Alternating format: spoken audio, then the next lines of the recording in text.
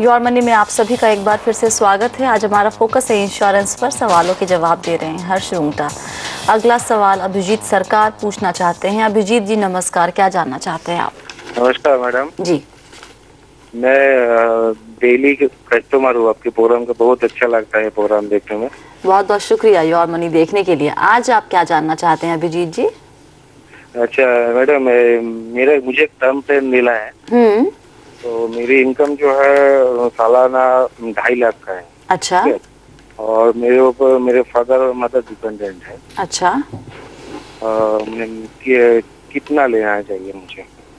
और जो term plan लेने के बाद आप जरा बताइएगा, मेरे जो प्रोफाइल में जी आपके पास 2 पॉलिसी है, LIC जीवन रक्षा और LIC जीवन सुरभि।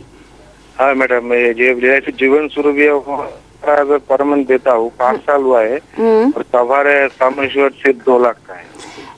ओके, ठीक है। और PLI का जो है वो 35 साल के लिए लिया था, तो वो भी 4-5 साल हुआ है जी। तो जरा बताइएगा कि अगर टर्म प्लान लूं मैं तो फिर जीवन सुरभि में बंद कर दूं क्या? एक बार दोबारा पूछना चाहूंगी, जीवन सुरभि और जीवन रक्षा को लिए भी कितने साल हो गए आपने बताया अभी? जीवन रक्षा मैडम और 2 साल है, वो अच्छा, वो मैच्योरिटी के पास है। और जीवन सुरभि जो है वो 5 साल हुआ है सिर्फ, 15 साल बाकी है। 15 साल बाकी है। बहुत ही बढ़िया सवाल। अगर इन्हें लग रहा है कि अब एक टर्म प्लान की जरूरत है क्योंकि इनके पेरेंट्स डिपेंडेंट है, अच्छी बात है, लेना चाहिए। लेकिन क्या इन 2 पॉलिसी को, जीवन रक्षा को तो ये कंटिन्यू करेंगे, ये 2 साल बचे हैं मैच्योरिटी में, लेकिन जीवन सुरभि को क्या बंद करने की आप सलाह देंगे? सो अगेन आई थिंक ये जैसे इन्होंने भी कहा, ये आपके शो के बदौलत है कि लोग जो हैं सही डायरेक्शन में जा रहे हैं, तो सबसे पहले बधाई आपको। और जो इन्होंने टर्म प्लान कहा है कितना लेना चाहिए, तो चूंकि यंग हैं काफ़ी, मेरे ख्याल से इन्होंने कहा है कि इनकी उम्र 29 साल की है, तो करीबन 15 से 20 गुना इनको लेना चाहिए, तो करीबन 40 लाख के आसपास लेना चाहिए।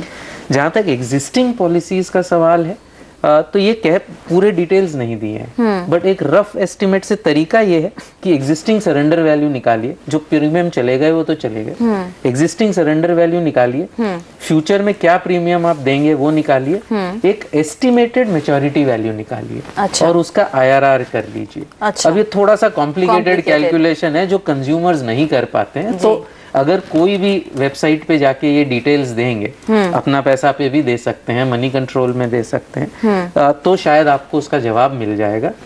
वो इंटरेस्ट रेट अगर 8% से ऊपर है तो इसको एज अ डेट इंस्ट्रूमेंट आप कंटिन्यू कर लीजिए।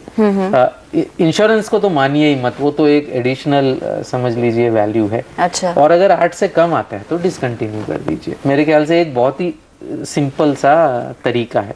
ओके। और 40 लाख का प्रीमियम बहुत ही कम पड़ेगा इनको, 7,000 रुपए के आसपास, 6 से 7,000 रुपए के आसपास, डिपेंडिंग ऑन कौन सी कंपनी ये लेते हैं। जी उतना ही। ये जो जीवन सुरभि प्लान है हर्ष, एक मनी बैक पॉलिसी है। बिल्कुल, बिल्कुल। तो इसमें इनको 4 साल के बाद 30% मिलेगा सम एश्योर्ड का, 8 साल के बाद 30% और मिलेगा, और 12 साल के बाद 40% मिलेगा। अगर ये बंद करते हैं, मैं यही देखने की कोशिश कर रही थी कि इसे अगर बंद करते हैं तो क्या होता है। अगर 3 साल के बाद ये प्रीमियम देना बंद करेंगे तो पॉलिसी की एक पेड अप वैल्यू हो जाएगी, और उसमें जो आपका सम एश्योर्ड था वो आपको जो अपने आप ही कम हो जाएगा। अगर आप सरेंडर करना चाहते हैं तो 3 साल के बाद जो गारंटीड सरेंडर वैल्यू बनता है वो आपको मिलेगा। वो कैसे कैलकुलेट करेंगे आप? जितना प्रीमियम पे किया है उसका 30%, उसमें से आप पहले साल का प्रीमियम घटा दीजिए, तो ये आपको इतना पैसा मिलेगा।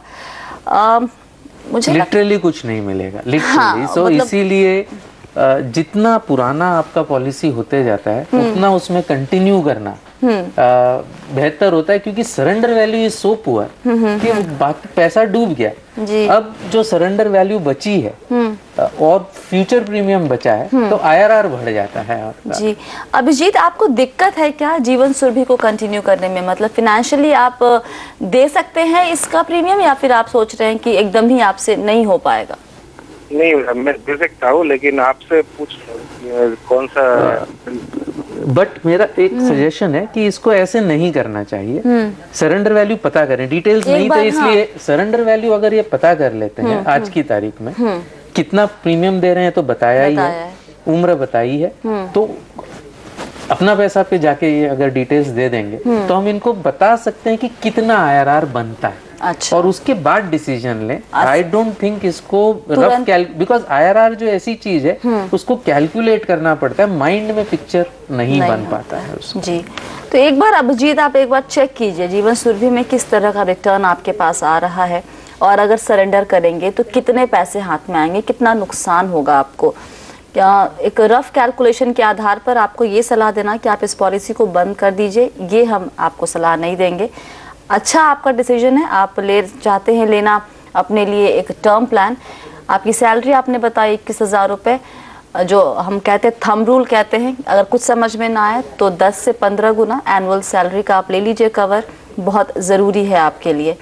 और आपने हेल्थ प्लान के बारे में पूछा था, उसके बारे में आपको हम बताएंगे इस छोटे से ब्रेक के बाद। बने रहिए योर मनी के साथ।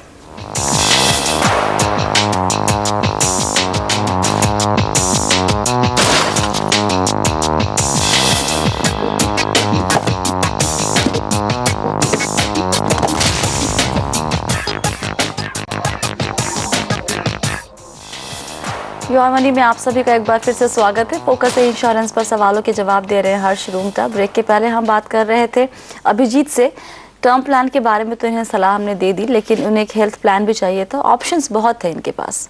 बिल्कुल, और यंग है और अगर कुछ प्रॉब्लम नहीं है तो इनको कॉम्बिनेशन लेना चाहिए। 3 लाख का इंडिविजुअल पॉलिसी और 5 लाख का टॉपअप। अगर अपोलो की पॉलिसीज लेते हैं तो आई थिंक रफ कॉस्ट दोनों का मिला के करीबन 5,000 रुपए आएंगे। अच्छा। 8 लाख का कवर इफेक्टिवली हो जाएगा। मोर इम्पोर्टेंटली खुद का भी है, पेरेंट्स का कवर लेना बहुत जरूरी है। उम्र नहीं लिखी है, बट अज्यूम अगर 60 साल की करें तो रफली 15,000 रुपए लगेंगे अगर 3 लाख का फैमिली फ्लोटर पेरेंट्स के लिए लेते हैं तो उसका टैक्स डिडक्शन भी इनको मिलेगा। खैर इनकी इनकम के हिसाब से टैक्स डिडक्शन के लिए इंडिविजुअल प्लान लेना बेहतर होगा इनके लिए। फैमिली प्लान हम लोग इंडिविजुअल ही हमेशा रिकमेंड करते हैं। इस केस में सैलरी की जो है इशू, उस वजह से इसमें फैमिली फ्लोटर रिकमेंड किया गया। चलिए अगला सवाल लेते हैं योगेंद्र सिंह सोलंकी।